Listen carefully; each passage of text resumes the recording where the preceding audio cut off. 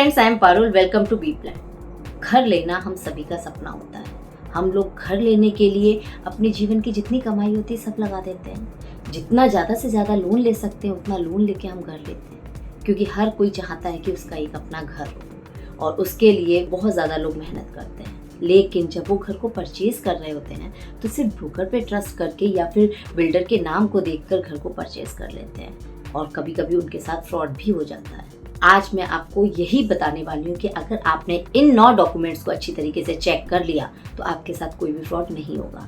तो आप जब भी अपने सपनों को पूरा करने जाएं, घर को परचेज करने जाएं, तो इन डॉक्यूमेंट्स को ज़रूर चेक कर लीजिए। आज की एक वीडियो एक रियल स्टोरी पे है।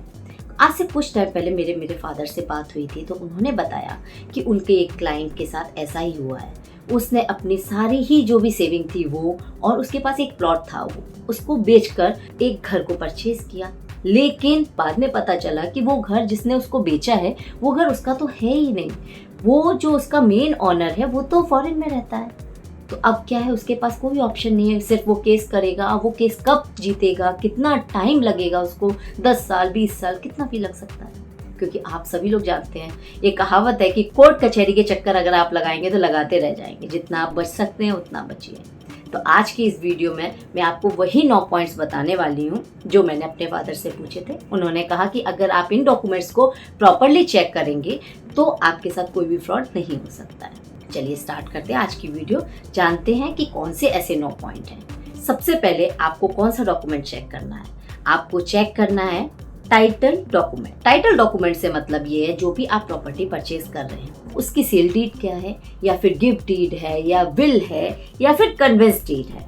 तो जो भी ऐसे डॉक्यूमेंट्स है उसको आपको चेक करना है। आपको ये भी ध्यान रखना है कि क्या वो पावर ऑफ अटॉर्नी से तो नहीं आई है, क्योंकि उसको लेना बहुत ही रिस्की होता है। Number 2, channel document. Channel document से मतलब है कि सपोज कोई बंदा एक्स बंदा आपको सेल कर रहा है तो उससे पहले भी तो किसी ने उसको सेल किया होगा। तो आपको 2-3 जो पुरानी डीड्स हैं, जो भी रजिस्ट्री के पेपर्स हैं, वो आपको चेक करना है। मतलब एक्स ने वाई को सेल किया है, वाई ने जी को सेल किया है, तो जो 2-3 रजिस्ट्रीज हैं, जो भी ट्रांसफर हुआ है घर इधर से उधर जिसने खरीदा है, आपको उन डॉक्यूमेंट्स को चेक करना है। इसको हम चैनल डॉक्यूमेंट बोलते हैं। इससे आपको पता चल जाएगा कि प्रॉपर्टी पूरी तरीके से ओरिजिनल है, क्योंकि एक टाइम कोई प्रॉपर्टी के जाली पेपर बना लेगा, उससे पुरानी तो नहीं बना पाएगा ना। तो अगर आपने चैनल डॉक्यूमेंट्स चेक किया है तो भी आप फ्रॉड से बच सकते हैं। नेक्स्ट चेक करना है एनकम्बरेंस सर्टिफिकेट।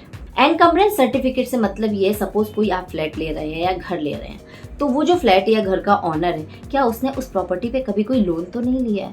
पता चला आपने उस घर को ले लिया, बाद में बैंक से एक नोटिस आ गया कि आपने लोन सबमिट नहीं किया है, तो आपके लिए प्रॉब्लम हो सकती है। तो आपको एनकम्बरेंस सर्टिफिकेट भी चेक करना है। 4th है ऑक्यूपेंसी सर्टिफिकेट। इसे ओसीपी कहते हैं। ये मोस्टली फ्लैट में होता है कि आपको ये ऑक्यूपाई किया गया है फ्लैट, तो आपको ओसीपी चेक करनी है। 5th allotment letter. Allotment letter से मतलब ये है कि जैसे जो बिल्डर होता है वो जो फर्स्ट ऑनर है उसको एक अलॉटमेंट लेटर देता है कि भाई ये 401 या 201 आपका फ्लैट है, तो उसके पास भी एक अलॉटमेंट लेटर होगा, क्योंकि उसने, आप सेकंड परचेजर हैं, क्योंकि आपने डायरेक्ट बिल्डर से नहीं लिया है, आप बिल्डर ने किसी और को बेचा, उससे आप अगर परचेज कर रहे हैं तो आपको अलॉटमेंट लेटर लेने की ज़रूरत है। क्योंकि ऐसा हो सकता है कि जिससे आप ले रहे हैं प्रॉपर्टी उसने बिल्डर को पूरे पैसे ना दिए हों, तो उसको वो फ्लैट अलॉट ही ना हुआ हो, तो आपको अलॉटमेंट लेटर भी चेक करना है।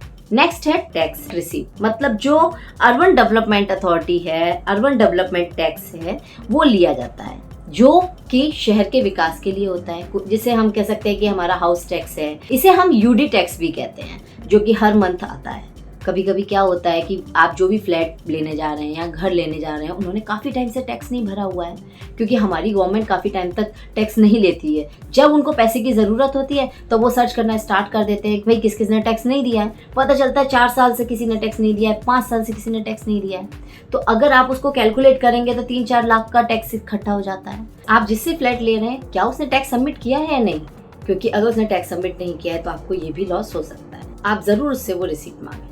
नेक्स्ट है नो ऑब्जेक्शन सर्टिफिकेट, एनओसी, जो कि सोसाइटी देती है। सोसाइटी का भी मेंटेनेंस होता है, हर महीने आपको पे करना होता है। बहुत से लोग 2-2 3-3 साल तक मेंटेनेंस नहीं देते। अब अगर उनका मेंटेनेंस 5,000 रुपीज़ पर मंथ है या 10,000 रुपीज़ पर मंथ है सपोज, तो 1,20,000 तो ऐसे ही उनका हो गया। तो अगर उन्होंने 2-3 साल तक नहीं दिया हुआ है तो सोचिए आपके पास कितना मेंटेनेंस देने को होगा। आप अगर घर परचेज कर लेंगे, घर आपका ज़रूर हो जाएगा, लेकिन आपको एक्स्ट्रा कितना पैसा देना पड़ेगा। कुछ लोग तो 5 साल या 10 साल तक भी मेंटेनेंस नहीं देते हैं। तो आप जब भी फ्लैट लें जो कि सोसाइटी में है तो आपको एनओसी ज़रूर लेनी चाहिए। Next, mutation document. Mutation document से मतलब ये है, रजिस्ट्री तो आपके नाम हो गई लेकिन आपको म्यूटेशन कराना पड़ता है कि सपोज जो एक्स बंदा है उससे प्रॉपर्टी वाई के पास ट्रांसफ़र हो गई है या वाई से प्रॉपर्टी ट्रांसफ़र होकर जी के पास गई है। क्योंकि अगर आप म्यूटेशन नहीं कराएंगे तो पुराने वाले बंदे का ही नाम चलता रहेगा, आपका नाम नहीं आएगा, तो इससे भी आपको प्रॉब्लम हो सकती है। 9, कन्वर्जन डॉक्यूमेंट। कन्वर्जन डॉक्यूमेंट से मतलब ये, सपोज आप कोई लैंड परचेज कर रहे हैं जिसपे कि आपको अपनी शॉप्स बनानी है और किसी बंदे ने आपको उस लैंड को ये दिखा के कि ये बहुत अप्रोच है, आपको यहाँ से बहुत ज़्यादा फ़ायदा मिलेगा, और आपने वो लैंड को परचेज कर लिया। आपने पता ही नहीं किया कि ये लैंड एक्चुअली में एग्रीकल्चरल लैंड है या कॉमर्शियल लैंड है। क्योंकि क्या होता है, जो एग्रीकल्चरल लैंड है उसको कॉमर्शियल करने के लिए आपको उसका पैसा देना होता है, और उसने आपको एग्रीकल्चरल लैंड कॉमर्शियल बोल के आपको अगर सेल कर दी तो उसमें भी आपको लॉस हो सकता है। तो अगर आप ऐसी कोई प्रॉपर्टी ले रहे हैं जो कि एग्रीकल्चर लैंड में इंक्लूड है तो आप ज़रूर कंफर्म कर लीजिएगा कि ये प्रॉपर्टी किस में आती है, एग्रीकल्चरल लैंड में आती है या कॉमर्शियल लैंड में। क्योंकि जितनी भी प्रॉपर्टीज होती हैं उसमें ऐसा होता है, आप जो भी ज़मीन ले रहे हैं ये एरिया कमर्शियल के लिए, ये एरिया एग्रीकल्चरल के लिए, तो एग्रीकल्चरल वाला आप कमर्शियल में नहीं ले सकते। अगर ले रहे हैं तो उसके लिए आपको एक्स्ट्रा पैसे देने होते हैं। तो जब भी आप कोई भी कमर्शियल या रेजिडेंशियल प्रॉपर्टी परचेज कर रहे हैं तो इन 9 बातों का ज़रूर ध्यान रखें। अगर आपने ये 9 डॉक्यूमेंट चेक कर लिए तो डेफिनेटली आपके साथ कोई भी फ्रॉड नहीं कर सकता। तो अगर आपको ये लगता है कि ये जो मैंने आपको पॉइंट्स बताए हैं आपके लिए हेल्पफुल हो सकते हैं तो इस वीडियो को ज़रूर लाइक कीजिए और ज़्यादा से ज़्यादा लोगों तक शेयर कीजिए।